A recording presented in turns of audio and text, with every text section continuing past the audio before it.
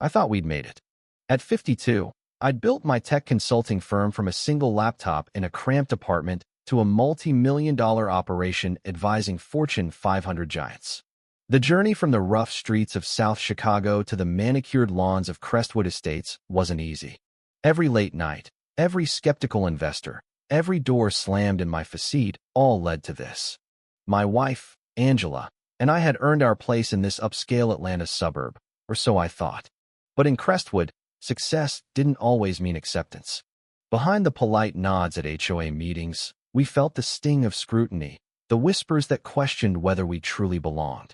Still, we pushed forward, and when Angela became the youngest black female partner at her law firm, I knew I had to mark the occasion with something extraordinary. Angela had been eyeing a bubblegum pink Porsche 911 for months, stopping by the dealership window during her courthouse runs. My midlife crisis car, she'd laugh, though at 48, she was far from midlife. One day, I'll drive that ridiculous pink thing to work and watch those stuffy lawyers lose it. The day she sent me a photo of her name on the firm's letterhead, I drove straight to the dealership. The salesman, a guy named Greg, tried to nudge me towards sensible options until I slid my platinum card across the counter. His attitude shifted fast. That Tuesday morning felt like a dream. Angela kissed me goodbye, still giddy about her Porsche, but took her reliable Audi to court.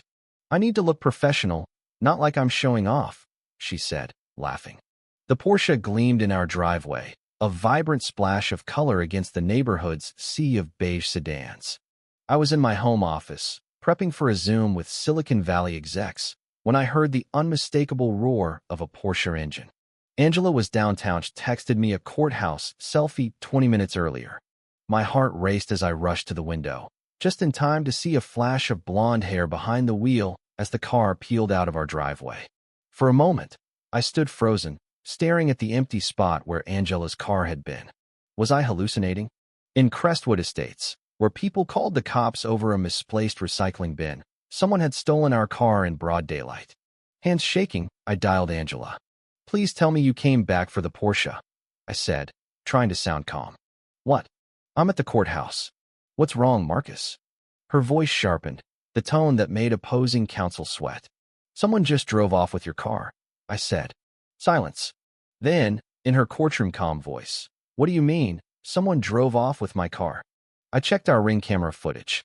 There she was, a young woman, maybe 20, blonde hair in perfect waves, wearing a designer polo and tennis skirt, strolling up our driveway like she owned it.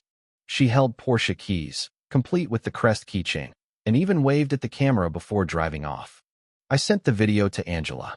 "That's Courtney Sanders," she said, her voice icy. "The HOA president's daughter. Spoiled doesn't even begin to cover it." The Sanders family lived 4 houses down in a mansion that screamed old money. David Sanders, the HOA president, was the kind of guy who negotiated every conversation like a hostile takeover. His wife, Patricia, ran the neighborhood social scene, hosting gala fundraisers that were more about status than charity. Courtney, their only child, was home from some elite college, driving a starter BMW and complaining about how Atlanta wasn't New York. I'd seen her lounging by their pool, loudly proclaiming her boredom to anyone who'd listen. Apparently, she'd decided our Porsche was her cure. I called 911. The dispatcher sounded skeptical. "In upscale neighborhoods, people sometimes share vehicles," she said, as if we'd casually lend out a $150,000 car. "This isn't a lawnmower," I snapped. "A stranger took my wife's Porsche from our driveway. They sent officers, but before they arrived, my phone buzzed with a police radio alert. A pink Porsche 911 had crashed into a utility pole on Magnolia Avenue. The driver? A young white female. At the crash site, Angela's dream car was a mangled wreck, steam hissing from the crumpled hood. Courtney Sanders stood nearby, screaming at a crowd of onlookers. "This isn't my fault. That pole came out of nowhere, and this car's brakes are garbage. I'm suing the owner." I stood there, suit jacket flapping in the breeze, stunned that this girl who'd stolen our car was now threatening to sue us. Officer Thompson, a bored-looking cop, fawned over Courtney, asking if she needed medical attention. Officer Rivera, more professional, examined the wreckage and confirmed it was ours. Courtney spotted me and stormed over. pointing like I'd personally offended her. Your car nearly killed me. It's defective, she shrieked. You stole it, I said, keeping my voice even. I did not. My dad runs this neighborhood. I can drive whatever I want. The crowd grew. Neighbors, passers-by, someone live streaming to TikTok. Officer Rivera pulled me aside. We have your video evidence. This is clear-cut theft. But Thompson chimed in. In neighborhoods like this, people share things. Maybe it was a misunderstanding. Before I could respond, David Sanders rolled up in a gleaming SUV, stepping out like a politician at a rally. Princess, he called, rushing to Courtney, who threw herself into his arms, sobbing theatrically. This man's car tried to kill me, she wailed. David turned to me, his face a mask of calculated outrage. You left a defective vehicle where my daughter could access it. In Crestwood, we share resources. I blinked. Are you saying I booby-trapped my own car? Rivera stepped in. Taking a vehicle without permission is theft, sir, no matter the neighborhood. David smirked, pulling out his phone. Chief, it's Dave Sanders. We've got a situation. One of your officers is harassing my family over a misunderstanding. The threat was clear, but the dynamic shifted when a woman in her 50s, sharply dressed, approached. Detective Laura Bennett, Internal Affairs, she said, flashing her badge. I was nearby and overheard everything. Mr. Sanders, your call to influence this investigation is particularly interesting. David's confidence faltered. Bennett's presence changed everything.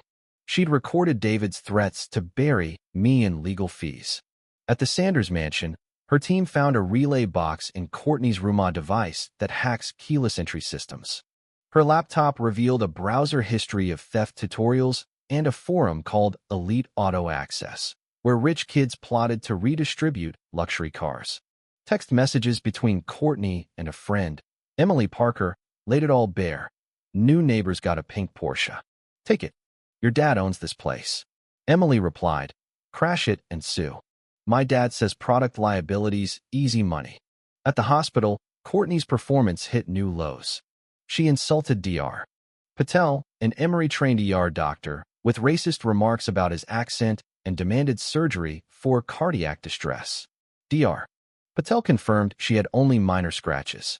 When Bennett confronted her with the evidence texts, the relay box, her browser history, Courtney snapped.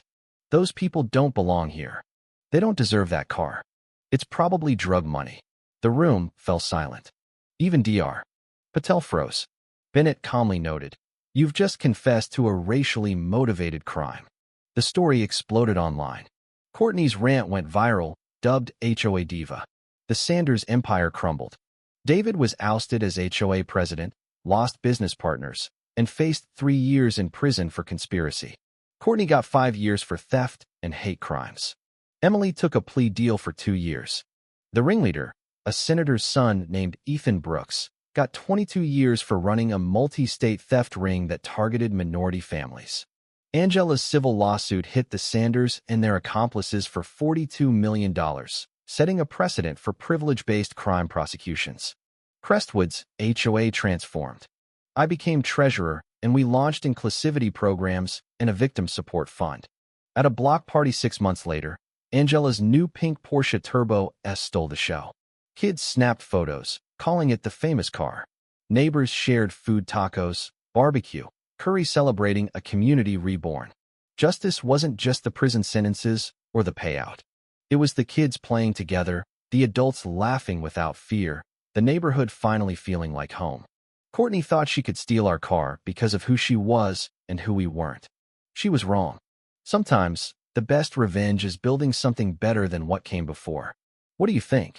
Have you faced entitlement or injustice in your life? Share your thoughts in the comments. Should people like Courtney face harsher consequences? Or is redemption possible? Let's hear your take.